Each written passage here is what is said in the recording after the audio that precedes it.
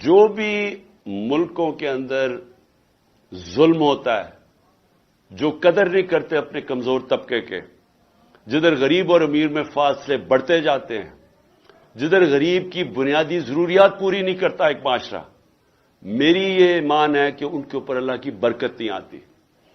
ہمیں یہ کہا جاتا ہے کہ جی پہلا پیسہ آئے گا، پہلے قوم کے اندر پیسہ آئے گا اور پھر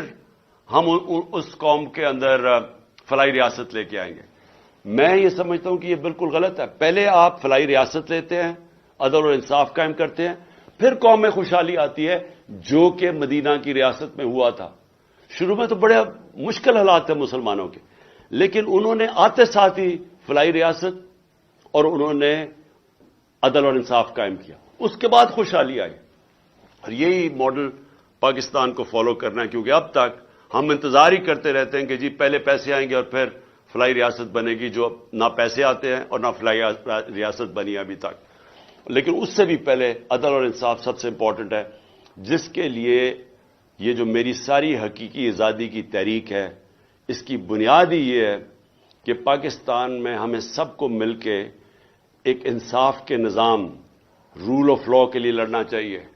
کہ جب تک سب طاقتور طبقے قانون کے نیچے نہیں آتے، جب تک قانون طاقتور کو انصاف کے کٹہرے میں نہیں کھڑا کرتا طاقتور مجرموں کو، جب تک ان کو این آر او دیتا جائے گا، پاکستان چھوڑیں کسی بھی دنیا کے ملک کا کوئی مستقبل نہیں ہے جدھر طاقتور کے لیے ایک قانون اور کمزور کے لیے دوسرا۔